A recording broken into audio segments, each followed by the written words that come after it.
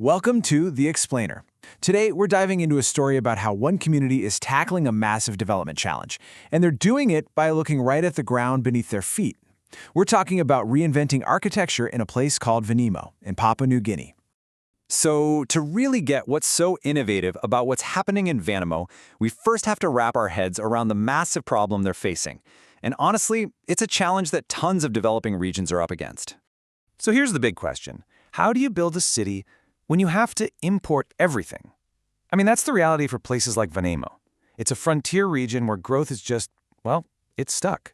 If you want to build anything, a house, a school, even a small clinic, you're waiting on materials that are shipped from thousands of miles away. And this creates a kind of triple threat that just paralyzes development. First off, importing stuff like cement and steel. That makes construction costs sky high.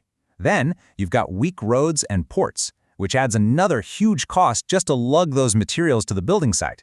And finally, when there's not much local money to begin with, the whole system just grinds to a halt. Nothing gets built. But here's the twist. What if the solution wasn't floating on some container ship in the middle of the ocean? What if it was right there, literally under their feet the whole time? See, the answer here isn't some brand new high-tech invention. It's actually a brilliant rediscovery of a kind of lost architectural wisdom. And this forgotten technology, this solution, it builds on one of the oldest, most time-tested ways of building that humans have ever come up with. We're talking about adobe, earth construction. This isn't some fringe idea. This was the foundational technology for entire civilizations. Ancient Egypt, the Indus Valley, the Andean civilizations, they all built incredible cities and monuments with it. And get this, many of those structures are still standing today, hundreds, sometimes thousands of years later. So you have to ask, why do we stop using it? Well, and this is the really crucial point, it had nothing to do with performance. It wasn't because it was bad. It was basically pushed aside by the global takeover of the cement industry and this big push for industrial standardization. The problem was, those new industrial systems were often a terrible, terrible match for local climates and economies, like the one in Vanimo. But here's where the story takes a turn. In the last few decades, this ancient tech has gotten a major 21st century upgrade, all thanks to modern science and engineering.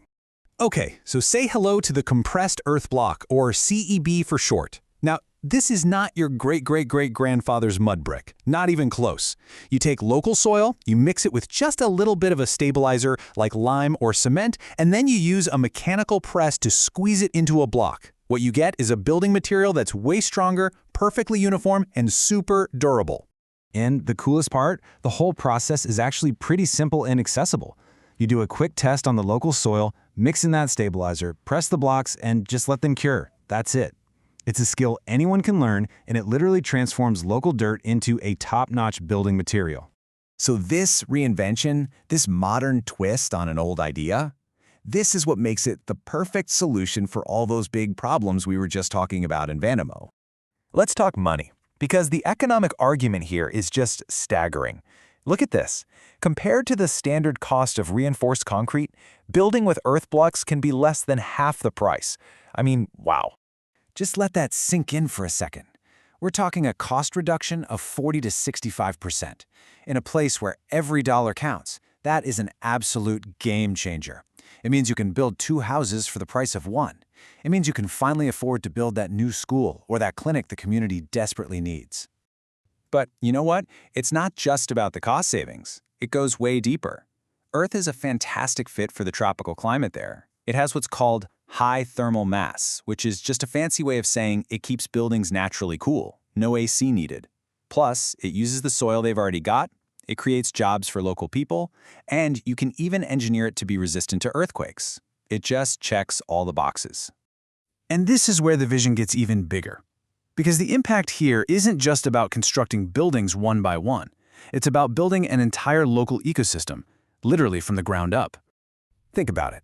You can set up a small, local manufacturing yard pretty quickly and without a ton of money. And once it's up and running, it can churn out, say, 1,500 to 2,000 bricks every single day. All of a sudden, you have a steady, reliable, local supply of building materials.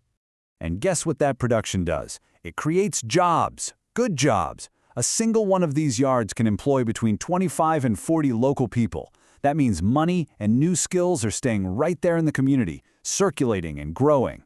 You're not just consuming things from far away, you're building a real, local construction economy. And then there's the environmental side of things. And here, the difference is just night and day. Concrete production alone is responsible for something like 8% of all global CO2 emissions. That's huge. Earth construction, on the other hand, it has super low embodied energy, super low emissions. It offers a truly sustainable way to develop. So you see, this is so much bigger than just putting roofs over people's heads. It's really a comprehensive plan to build a self-sustaining economy. It creates the chance for a unique cultural identity, a new style of architecture, which could even open the door for new industries like ecotourism. The possibilities start to multiply. All right, so what's the big takeaway here? For me, it's a really powerful story about reconciliation. It's about bringing together the best of modern engineering with the wisdom of traditional knowledge. This quote right here really nails it. Rather than importing costly building systems, Vanimo can build its future from the ground beneath it. It's about a massive shift, away from dependency and towards self-sufficiency. It's about using what you have to create lasting value and build a future that is truly authentically your own. And that really leaves us with one last big thought to chew on. What other ancient technologies might hold the keys to our future? Maybe, just maybe, the most groundbreaking innovations aren't about inventing something totally new, but about looking back at what we already know with fresh eyes and finding brilliant new ways to reinvent it.